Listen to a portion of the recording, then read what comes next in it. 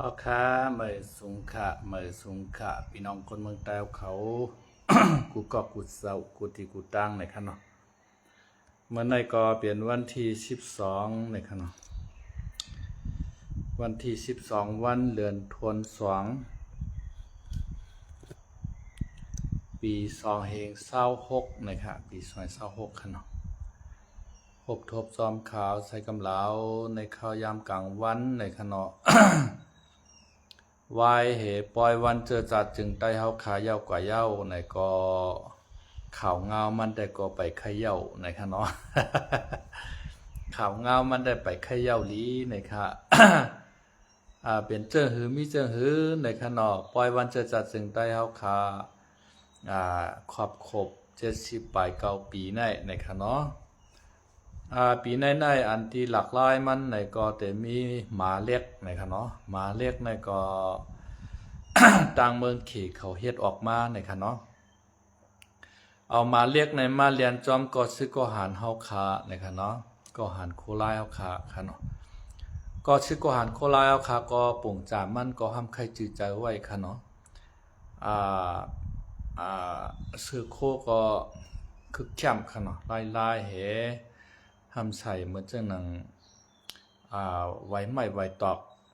ปกจอมหูจอมตูค่ะเนาะแล้วก็ช่ำเอาฐานวินมอลำต้านายค่ะนะมันทำใครเรียบจือใจเรียบจ้าเรียบหายไว้ค่ะเนาะโดยปุ่งมันได้ค่ะนะกำได้ไหน เปิงพาหางเจอจัดจึงได้เอาคาปีในก็เป็นอันคึกเข้มในค่ะเนาะก้อยกาอันกองเครื่องใหญ่เครื่องลงได้ก็เอาออกมาในกันค่ะเนาะแล้วก็พาหางซึกก็ให้จัดถือมัน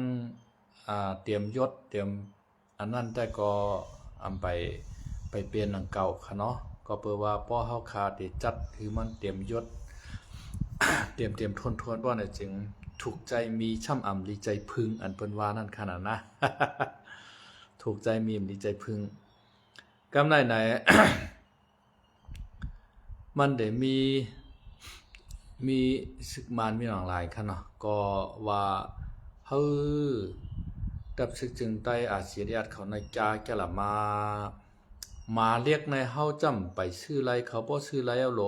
งว่าก็คายปันเขากว่านะ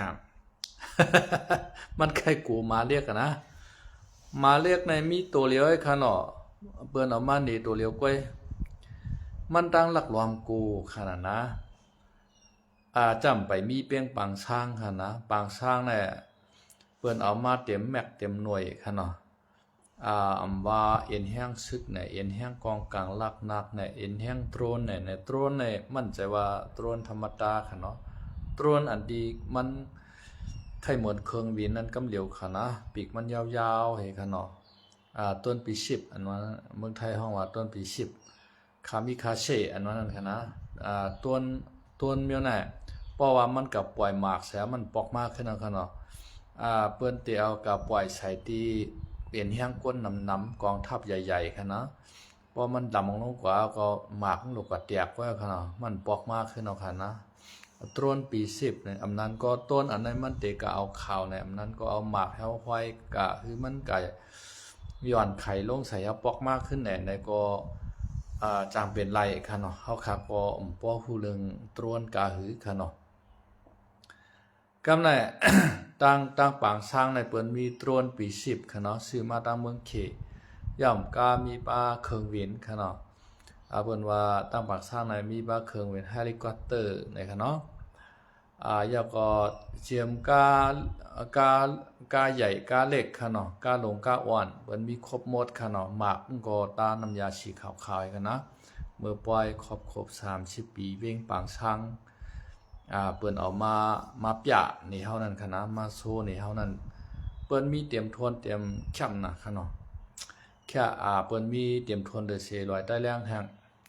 เปิ้นมีเตรียมทวนเดอเสวันให้แทงค่ะนะก้อยกะมานเนี่ยอำบาหือค่ะเนาะอำบาหือแต่ว่าในใจมันได้ก็ใครหลักรวมกูตั้งปากช่างองค์เก่าค่ะนะฮักตือลาค่ะมาเนี่ยนะ กำไรปีในอันที่ดับซิกสิงใต้อาคารในกว่าหน้าใ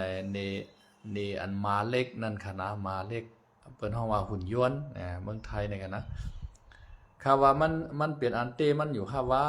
ในเนาะมือกูปอกคานมือปีกายปีวันในคานในโทรศัพท์ค่ะเนาะเปิ้นเอามาเปิ้นแชร์ลงมาในเฮาในมันมาหวันในคณะเปิ้นเอากะแตกตั้งมาเตะแล้วก็มาเตะในซ้ำเฮาติ๊กๆค่ะเนาะจอกกะจอกมาก็ซ้ำเฮ็ดไรค่ะนะมาเรียกในคณะจ้องว่ามันมีเตะข้าอยู่ว่าเปิ้นตัดต่อเอาเปิ้นเฮ็ดเอาไว้ข้าอยู่ว่าไหนห้ามเป็นอันเตะมันของเก่าค่ะนะเอากล้องแอม16ของมัดกึกหลังเฮก็กว่าตั้งมือตั้งเต้งกับคณะเรียนกับจอมก็ซึกก็หารเฮาค่ะโคไลตีนี่ผังหางซึกกันค่ะเนาะอันใน มานมินออนไลน์เขาได้ปักตาไปตัวมาเรียกในเขาอ่ะนะเขาโกนะ ไปโชว์ค่าจะเช้าวัดกาค่ำค่ะเนาะทบกันในข้าวยามกลางวันค่ะเนาะ มินออนไลน์เขาโกมาเรียกตั้งลอยใต้เลี้ยงนะเขาว่านะมันทำเตลิโกเต้งกับขยโยขดังแต่หานะ ห้องมันเป็นเมียวเรียกรู้เนาะมันกูตายค่ะรู้นะเพราะเขากว่าดีหมดมันกว่าในไข่กว่าตั้งหลายกว่าอันมัดคือกองหลังมันก็โหลเน็กเน้นเฮาก็ยืมกว่าหันเดียวมันเหมือนก้นค่ะรู้เนาะปอคำยืมมาเตอตีย้ำมันได้ก็มันกามันไปร่วมให้มันไปข้างในมันได้กว่าที่ค่ะมันเหมือนก้นเฮาน่ะเนาะก้นเฮาได้ก็มันก็กูตายนั่นขนาดนะว่าเปิ้นยืมมาเสียงกองโป่งปังในหมังก็มันขี้ยานมันโกมันได้เรียนปลาแล้วน่ะมาเล็กในได้มันหมากโกค่ะเนาะเชียงกวางกับไข่หม้อตั้งหลายหม้อเชียงหมากกับไข่หม้อตั้งหลายหม้อมันการเข้ากับติ๊กเอาค่ะนะแท้อินมาในทาดังได้เพราะเป็นปางตึกกันมาในใจมาเรียกในเขาตึกในทาได้แก้วเอาค่ะนะทาได้แก้วมันหมอบก้านแห่งเขาคารุเนี่ยมาเรียกไงนะ หมอบก้านของเขาก็กองหน้าของเขาก็เดี๋ยวทาได้แก้วเต็งเอาลำตับเจไหนค่ะนะงานนั้นนะ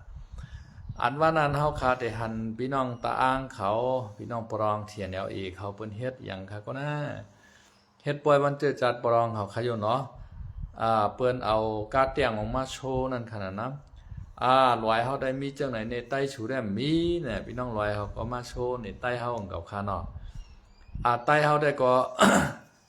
มีได้ไว้ให้กำนึงขนาดมาโชว์นี่มาเล็กตัวเล็กๆไงมีออนไลน์บ่กูขนาดนะ มาโชว์เนี่ยมาเรียกตัวเล็กๆไม่ออกหลายพวกกูนะว่าเขาคำมีการเตียงออกมาโชว์เนี่ยมันได้ขนาดได้ พัดออกเครื่องเอาโย่ไม่ออกหลายได้กันนะนั่นน่ะย่อก็ไม่ออกหลายว่าเพราะใครลองน้ำเย็นเต้ๆน่ะอย่าไปควักเอ็นแห้งซึกในวันนะย่อก็พอเอาเอ็นแห้งซึกเอาห้องหาลองน้ำเย็นได้มันจังไรเนี่ยว่าให้คาบเครื่องกองกลางลากนักตั้งปาฏิการเมืองมาอุบกันในสภาในว่าเพราะใครลองน้ำเย็นยังชานเย็นว่านั่นค่ะนะเพราะรักความเอ็นความแห้งซึกยาแก้มไข่เอาลองน้ำเย็นในมันไล่ในว่าอังว่าได้ค่ะนะขณะองชาติสุกีเขาเนี่ยมีซึกในนะมีซึกในเปิ้นตั้งเฮ็ดซึกขนาดซึกปีที่เอียบเกิดขึ้นเป็นลายหมู่ลายจุ่มในเมืองมันพอจอดตัวกับเชียงในมีจุ่มปองมันมีเสียน3-4-5 ปากในเปิ้นก็พร้อมกันยิบกองยิบกลางล่างนักแต่เดมาต่อสู้เอาขึ้นลองน้ำเย็นขนาดนะก็เพื่อว่ามาในมันเกี่ยวลองน้ำเย็นขนาดวันเมืองในมันก็เย็นอยู่เย้าเลิกตังว่าเป้องชาติสุกีก็ยึดอาณาองชาติสุกีเปียเทนในก็ก้นทุกหย่อมยาในเปิ้นก็ลุกยิบขึ้นต่อสู้เมื่อจางในเปิ้นในกลางใจลายๆกล้วยค่ะนะกับในกลางใจโตอาเยขึ้นกับจอมตาจอมตั้งใช่ไหมเอากองยื้อบนดิ้งหนาขามไล่เอาก็ไม่พอเขาเดี๋ยวเอาลอกไล่ดีลอกไล่กัดลอกไล่เย็นเหี่ยวเปียฉันตาในกลางใจในแต่มันไหลมาในว่าเปิ้นก็จำตั้งคางก็กับเข้าห่มคางจำตั้งย่างเอาเข้าห่มย่างเห็นในก็พึกพรการซื้อเขียวขึ้นมาลูกต่อสู้ขึ้นซึกมานั่นขนาดนะนะครับกำในเฮาข้ามเตกะว่างเคืองรักนักปันมาเนี่ยก็กะเอาเย่งชาเย่อันว่านั้นแต่ก็อย่าไปนวนผันค่ะนะ อย่าไปนวนผันเอาตัวเอาเมืองยูเครนก้วยค่ะนะตัวเอาเมืองยูเครนก้วยเมืองยูเครนในเมืองกูบอกมันมีนิวเคลียร์ค่ะเนาะมีหมากอนุมอยู่นิวเคลียร์นั่นค่ะนะ กำในมันถูกยาความเกี่ยวของรัสเซียเขาอเมริกันเขาค่ะเนาะ เมืองยูเครนเป็นเมืองเล็กๆอ่อนเมืองหนึ่งอย่าไปคือมันมีนิวเคลียร์ตอนตาเมืองนิวเคลียร์เดี๋ยววัดไพ่รอดเพนั่นเมืองอเมริกันที่ปุ่นพรเกียรติเคกังปันในนิวเคลียร์ของยูเครนในปดกว่าเมื่อเฮงเก้าปาก92ในห้ำหูค่ะนะเมืองเขาในเมืองโซเวียตในลู่เลียวกว่าเมื่อเฮงเก้าปาก89ค่ะลูกนะเมื่อเฮงเก้าปาก92เนี่ยนะฮะมันอเมริกันเขารัสเซียเขาโฮมกันเฮาปดเป็นนิวเคลียร์ของยูเครนในค่ะนะยูเครนในก็เลยเก่งใจเก่งกูรัสเซียมาตลอดค่ะต่อถึงรัสเซียพอมาถล่มเขาขึ้นในคณะช่างที่ว่ามันมีนิวเคลียร์ไว้ในกำมือมันบ่ได้จริงมันตาเตรัสเซียเตมาตึกเอาเมืองมันยึดเอาเมืองมันก็รัสเซียในเต็มฮัดยื้อฮัดตึกนะก็เปว่าเพราะรัสเซียเขามาตึกเขามายื้อในมันเตเอานิวเคลียร์มันปล่อยใส่เมืองรัสเซียในก็เมืองรัสเซียในก็คนตายอ่านโหเสียนค่ะเนาะย้อนเปว่ามันมีนิวเคลียร์ในแหละรัสเซียก็มาตึกเมืองมันพอเลย3 ปี4 ปีเขามาแนวขนาดนะนั่นค่ะการเกี่ยวเปิดนั้นเฮาอย่าไปยุ่มในค่ะเนาะการเกี่ยวเปิดนั้นเฮาอย่าไปยุ่มอเมริกันก็จังมาจอยหังไรเต้ๆรู้ต่อแต่ว่า จอยเครื่องกองเครื่องกลางล่างงักเฮ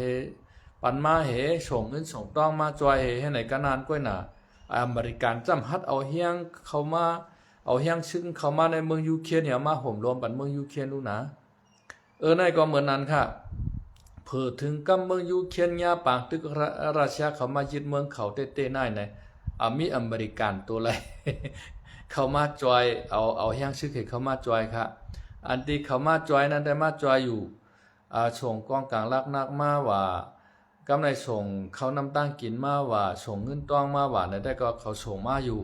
ก้อยก็อเมริกันซ้ำฮัดเอาแห้งซึกมันเหี่ยมาจอยห่มรวมปันวันเจิงมือมันประกาศไว้นั่นขนาดนะมันประกาศไว้เมื่อนั้นในสู่เมืองสู่ยูเครนในปวดเปียดเฮละนิวเคลียร์สู่ในมันอันตรายหนาเนี่ยรางตาที่ห่มรวมฉันชื่อว่ามีต่างเมืองเปิ้นมาไปกินเมืองสู่และฉังมายึดเมืองสู่และฉังเฮาเตียวแห้งซึกเขาจอยเนี่ยถึงกำราชามายื้อในอเมริกันฮัดชงซึกมันมาเสตูค่ะนะ อย่าไปว่าอเมริกันนะนาโตจะฮัดชงซึกมันเข้ามาจอยเสตูค่ะนะมันวันนั้นนะกำเกี่ยวบนไหนเขาอย่าไปยุ่มละมินออนไลน์ว่าหัง ตับซึกเขากูจุ่มเนี่ยฉากเจอว่าฉุกอะไรเงี้ยชันเยเตในโดดชาเป็ดกองกลางล่างนักสู่ปันเฮาเสียแล้วตั้งปาร์ตี้การเมืองขึ้นมาอุบเอาในสภาเนี่ยโอ้กรรมมันแค่อุบค่ะมันอุบไล่นะ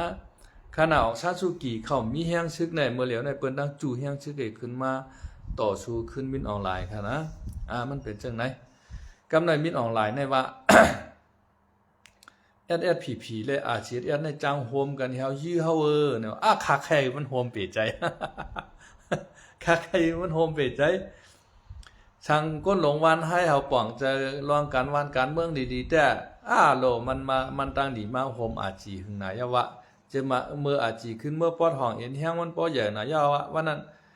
ช้ำเงือเฮาก็เฮ็ดตะเป้เปิ้น ช้ำเงือเฮาก็เฮ็ดตะเป้เปิ้นห้องเปิ้นมาตึกขึ้นใต้เฮาน่ะมาเพียวกวาดล่างเจอคือใต้เฮาเนี่ยหันชื่อกำผาในกำผาชึกจุ่มไหลเงือวันผีในให้จุ่มในใจตอนเก่งตุ่งมันพดลงมามันว่าผู้นำไต้ในอยู่นอกเมืองกล้วยห้าในว่านะผู้นำไต้ในอยู่นอกเมืองกล้วยห้าในพี่น้องเขาตอบปันอินดูในว่ามันว่าใจตอนเก่งตุ่งกันว่านั่นนะข้าได้ขับปอกเปียดเพียดมันหึงนะว่า มันรัดกว้างในมันเข้าทาเนาะใจว่านำขึ้นกะเคียบก็แช่ลงมาคาหันน่ะข้าใครว่าผู้นำไตเฮาน่ายเนาะผู้นำไตเฮาน่าย โดยไล่กะเป็นขี้คาเปิ้น กะเฮ็ดมาไปยามเหมือนเปิ้นตั้งเมืองว่าปางช่างพุ่นนะกะเฮ็ดกวนเปิ่มอยามมาบันเปิ้นกะเฮ็ดกวนเปิ่แกงคอเซนเตอร์บันเปิ้นคั่นเนาะกำลื่นเปิ้นมาเพียวแกงคอเซนเตอร์เนี่ยเหอชึกหานไปย่าหม่อนเขาก็มกวยจ้อมแฮวหือละกำว่าดังมานมาเพียวมวยแกงคอเซนเตอร์ของ SSPP ว่า ก็ว่าตั้งมันมาโฮมกันเฮามาเพียวมวยโฮงยามาแอดผีว่าเฮ็ดน่ะ เฮาชำเอามาเฮ็ดฉลาเฮาน่ะนะเจนจาด้วยแลในเจ็ดจุ่มปอดหองนั้นเฮาเป็นตะเป้เปิ้นก็รู้ FPNCG อันนั้นไผเป็นโหเป้ามันล่ะพี่น้องว่าเขาเป็นโหเป้าน่ะเอาว่าเหSSPP เหเมืองลาเหคางเหปลองเหยาแข็งเหโกกังเหเขาเจ็ดจุ่มน่ะ พี่น้องว่าปางช่างเขาเป็นโหเป้ามันน่ะSSPP เนี่ยเป็นตะเป้เปิ้นนั่นน่ะฉลาทำขึ้นกับโฮมมาเนี่ยเอามาเพียวมวยโฮงยามาของตะเป้มใจแน่ๆ ก็มาเพียวมวยโฮงยามาเมืองใหญ่ว่ะก็มาเพียวมวยแกงคอเชนเตอร์ตังยานว่ะนะว่าได้ตั้งมานโฮมกันเฮาเพียวมวยแกงคอเชนเตอร์ของSSPPว่าให้นำใจขนาดไหนอันนั้นคำว่าอวยดีเฮาอวยหลีเฮาเนี่ยจำไปฮู้โนฮู้เนื้อฮู้ตัวเจ้าเก่าน่ะนะมันใจตองเก่งตุงอันว่าในมันใครเชเนตัง ต่างซึกปวัดจันน่ะซึกโคลายค่ะนะยก็กวนออกไล่สดตามเมืองไทยเนี่ยมันก็เอาแค่พังฉันปลายเมืองเขาใจจอมให้ตั้งคาเฮาใจคำลาวใจไหนค่ะเนาะตั้งใจชูเขาทางหลายๆเกาะแชร์ลงมาว่าผู้นำไต้ในอยู่เมืองไทยกล้วยห่าเนี่ยเนาะผู้นำไต้ในเฮ็ดขี้ขาว่าปางช้างใจต้องเก่งตุงไม่เคยฮู้ก็ ได้ตอบว่าใจต้องเก่งตุงเอ็นกันนะผู้นำไต้เฮาหวานให้ในเฮ็ดขี้ขาว่าปางช้างกำในพี่น้องว่าปางช้างเปิ้นขึ้นโฮมมาเนี่ยมาเพียวมวยมอเขาชัวมอเขาชัวมันเป็นอันละเนี่ยเป็นจุ่มแกงคอเซนเตอร์เขานั่นน่ะอันหลอกแหลนกินเงินปลอมเมพี่น้องคนเมืองใต้นั่นกะเงียบเอาหลอนยิ่งหลอนใจเปิ้นเฮกะเปียดว่าแต่ไรมีการมาเหตุการณ์จ้อมเฮาแลเดปันเดินกันนั่นกันนายเนี่ยพวกเขากับเพียวในมือเขาปันเจ้าหนังเขาว้าวน่ะ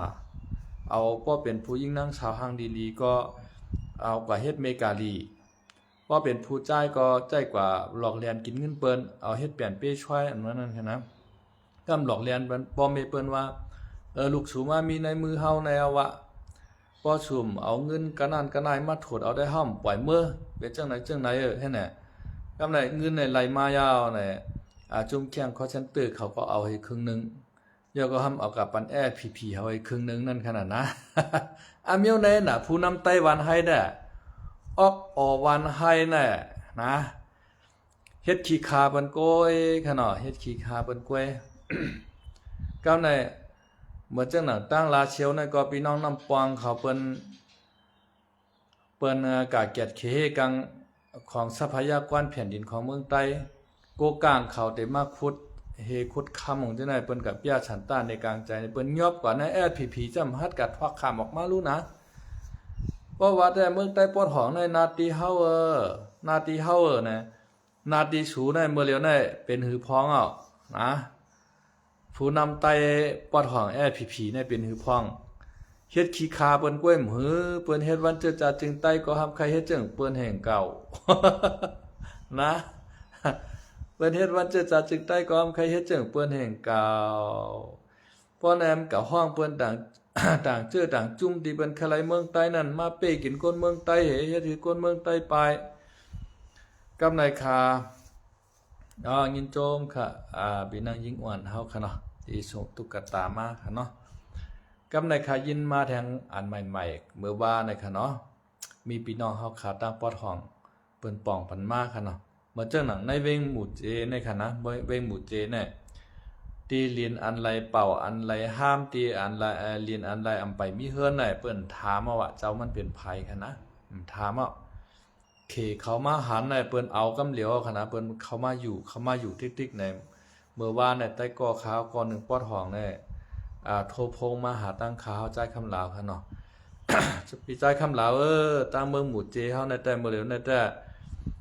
จุ่มเขเขาในแต่กำพองก็ป้ากองป้ากลางให้มาเอาติ๊กๆเอาที่เฮ็ดที่เวียงอันไรเฮ็ดเฮือนในเขามาอยู่เช่าใส่ติ๊กๆเอามีไผจุ่มไหลฮัดมาคัดขวางเขาในว่าเมื่อเจ้าหนังซึ่งมานก็ฮัดมาเฮฮามเขาว่านั่นนะในเวงหมู่เจเนี่ยอันอุปเปิงไว้ในเวงหมู่เจเนี่ยเป็นมานขนาดนะมานในอุปเปิงไว้ในเวงหมู่เจก้วยน่ะมันได้มีปีทุจิตเมียวมาเฮาจังได๋ค่ะเนาะ ในเวงหมู่เจในเวงหมู่เจในมันได้มีชึกอยู่หลายๆจุ่มอยู่เช่าไว้ค่ะนะเหมือนเจ้าน่ะซึกปรองเขาแหน่โกกางแหน่ชึกปีตุจิตแหน่ชึกมานแหน่ในหลายๆจุ่มอยู่ไว้ก้อยหนาเมื่อเลียวในเขในเตเป็นเขจุ่มไหลเฮาขาของหัวนั่นก็เป็นเขโกกางหือนั่นก็เป็นเขลงในเมืองเขนั่นออกมาเอาหือในแต้มหูค่ะนะเป็นเขนะครับว่าไล่กำพองก็ป้ากองกลางล่างนาแฮมาจีเอาว่าอันไหนเฮาเอาไหนให้ไหนมาเฮ็ดเฮิรนใส่ติ๊กๆว่าไหนนะเชื่อเมื่อเลียวน่ะเอาลายเอาพี่นะเมืองใต้เฮาน่ะกำในผู้นำใต้เฮาแอดผีคาลูสูว่าปอดหองนั่นเป็นนาทีสูว่านะอันเขเขามาเอากว่าแว้งเป็นแว้งเป็นแว้งน่ะกำพองในเปิ้นมีเฮือนไว้เอาแต่ว่าเปิ้นทำชื่อไว้แทงแว้งอันนึงค่ะเนาะเพราะว่ามือกูปอกในตั้งหมู่เจในตีลินมันขึ้นใหญ่ใหม่ชุงไงเป็นนาทีกะเดียนค่ะเนาะอันเปิ้นชื่อไว้ตีลินเป่าซื่อน่ะเปิ้นป้อไรกะเฮ็ดเฮือนไว้ค่ะว่าบ่เหลียวไหนค่ะนะเฮือนเจ้าเก่าได้มียาวอันนึงค่ะนะอันที่เปิ้นชื่อไว้ลอกลินเป่านั่น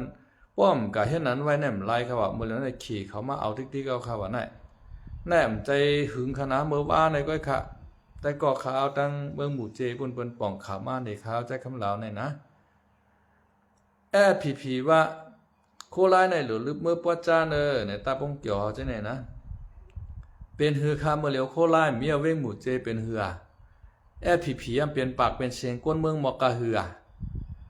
อาณาปลายกวางสู่เจ้านั้นมีมอกะหืออาณาปลายกวางสู่เจ้านั้นเหลือให้เป้กินก้นเมืองเนี่ยฮัดกับเป้กินจุ่มเลยฮัดกว่าแข็งคอต่อจุ่มเลยฮัดแข็งคอต่อซึกปรองฮัดแข็งคอต่อซึกโกกังว่าแค่นไว้ไกลๆมานแค่งี้ล้อมอันสูเป้กินให้เป้กินก้นวันก้นเมืองปู่กลางก้นก็มาเป็นใจจุ่มนั่นเป็นใจจุ่มแน่กับห้องก้นเมืองมาปอมาเจ็ดมาถามก็มากล่าวก้นเมืองยางไพ่ในหนาซ้ำมองใต้ก้นหลงวันให้เหมือนจังไอต้องเก่งตุงวางนะเขาว่าเขาอยู่ในเมืองใต้เหตุต่อชูในไอไต้อ่อนก็ว่านั่นองตาเฉลุเฮาใน จุ่มเฮาแอดผีโคเขียวได้เฮาหักเมืองใต้เฮาอยู่ในเมืองใต้ต่อชูต่อชูเมื่อเร็วแน่ไล่ชังพ้องเอาล่ะ จุ่มวันให้เขาอยู่ในเมืองใต้ต่อชูแน่ต่อชูกับจุ่มอะไรเลยให้เพียวมวยใต้เฮาหนังกันขึ้นเลยเอาลายนางดินปอมเมพี่น้องคนเมืองใต้เฮาขึ้น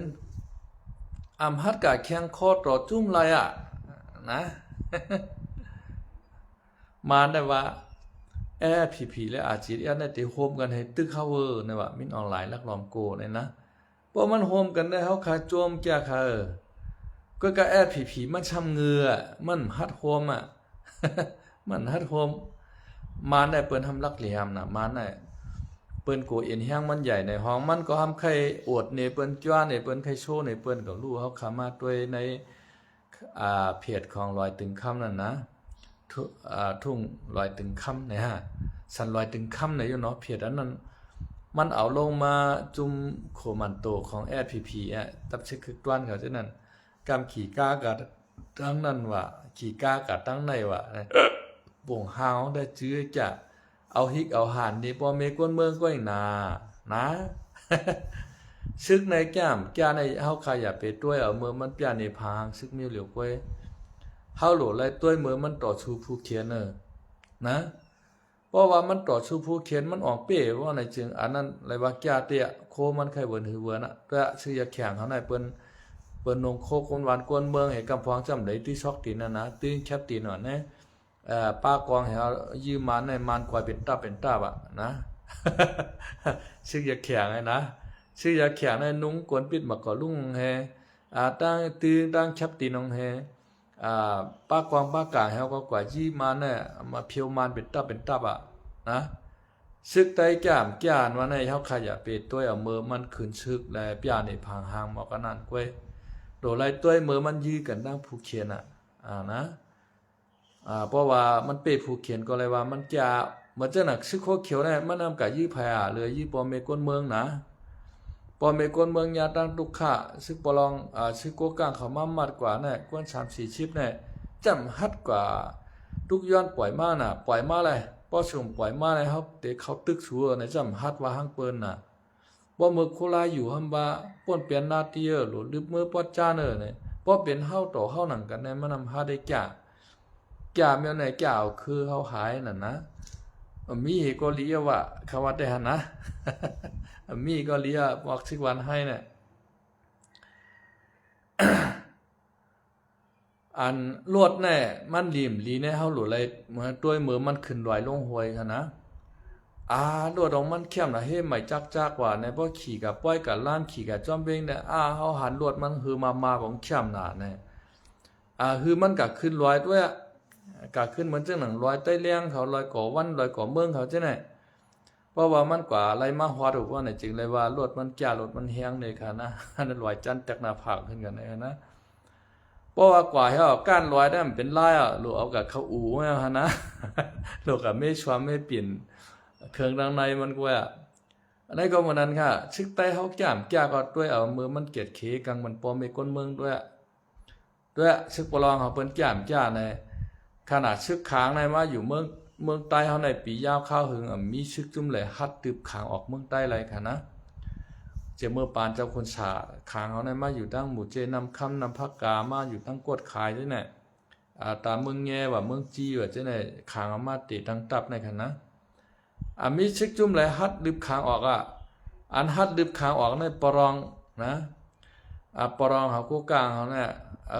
ปรองวางขางว่าเหือชูมีเมืองเอาลูเมืองใต้ปอดหองในเฮาจะยื้อเลยมาที่มาเนาะน่ะออกควายในยอกตำกันตีมวยกันจังได๋น่ะอันนั้นเลยว่าเขาแก้เตเขาฮัดเตผีในรู้จ่องทำฮัดให้นั่นแน่เมืองใต้เฮาในห้อมเล่นไอ้กันลักเอาเมืองไผมารู้นะห้อมไรกันลักเอาตีมานมาละไรกันลักเอาตีปลองตีเคตีว่ามาเมืองใต้เฮาเนี่ยมันมีไว้อยู่หังมันวะยาก็ซึกใต้เฮาในลูกอีบกองกลางลังนาใต้ตั้งบนสุดในเมืองใต้เฮาเนี่ยเห็นก็ป่า58เนี่ยนะเห็นก็ป่า58ในเจ้าน้อยช่วยอ่านตาในตั้งตับซึกขึ้นมาเมื่อเดือนเมษายนวันนั้นขนาดนะมีตั้งบนหมดค่ะในเมืองใต้เนี่ยก้อยกะย่างเผือกเขามีตั้งใต้เฮาแทงก่อนค่ะนะนั่นน่ะย่างเผือกเขาแต่เพราะว่าปืนเผาเมืองมันรอนเลี้ยวก้อนคอเนี่ยก็เขายื้อมันตั้งบนชุดน่ะย่างเผือกเขียนอยู่ในค่ะนะก้อยกะเพราะเอาในเมืองใต้วันเนี่ยชึกใต้เฮาเนี่ยตั้งตับชึกมันตั้งเปิ้นหมดตั้งไม้ตั้งปรองตั้งไม้ตั้งว่าทั้งก่อนนะชึกใต้โคเขียวฉ่ำว่าล่ะเฮาตั้งตับชึกมันตั้งสูหมดได้สูออกกว่าในเมืองใต้เฮาเนี่ยก้อยกะเฮาทำใจลีน่ะป่นน่ะเขาเป็นกวนในเมืองใต้เฮาหลงพอเฮาหรือเฮาเปลี่ยนเฮาได้ก็อยู่กะลายเนี่ยไอ้ไต้หวันแกว่านะ เปิ้นแต่อยู่ติ๊กๆในเมืองใต้เฮาตามเมื่อใจแต่อยู่นั่นเมียเว้อมื้อเลียวนะ เปิ้นเอากว่าหมดเว้อเมื่อตึกอันหนาเปิ้นเมื่อตึกเกียงโกเปิ้นเปิ้นเนี่ยอันหนาเมื่อเจ้า พี่น้องว่าพี่น้องปลองเอาพอหรือพอเฮาได้อยู่ก็แล้วอยู่ก็แล้วแต่เมืองใต้ในเปิ้นได้เอาหมดยาวตาพังโหเมื่อบ่มีน่ะนะ บ่มีวันให้ก็กึดเอาลองอ่องอินวันให้แววว่าตั้งเหนือก็ปรองหิบลงมาเอาเหเจิงห้องวันออกก็โกกลางหิบลงมาทางเหผายทางออกก็ว่าเขาหิบเข้ามาทางเหเนี่ยมานำขึ้นมาพืชเอาที่อยู่โคราชนะโคเขียวเนี่ยมาเอาตั้งหลอกจอกอ่างต้อว่าไล่คาเมืองกึ่งว่าเป็นนาทีโคราชหมดน่ะที่ไหนมันมีที่อยู่น่ะคำนี้มาพืชเอาที่อยู่โคราชห้ามก็ไม่นะที่อยู่มันจะนั้นได้เปิ้นเอาหมดเอาน่ะห้ามว่าเฮาเป็นเจ้าคือในเมืองใต้หนังกันกล้วยหลงว่าเฮาดึบเข้าไปเขาเตะอยู่กันเปิ้นได้เอาที่อยู่มาติ๊กๆเอาน่ะนะ มื้อแต่มีที่พังโหเมื่อกว่าค่ะไม่สูงค่ะเนาะวันเหมือนไหนก็มีหมอกกันได้ค่ะเนาะพอมีข่าวยามตั้งนาไกลมายากันแทงนะครับไม่สูงค่ะเนาะไม่สูงค่ะ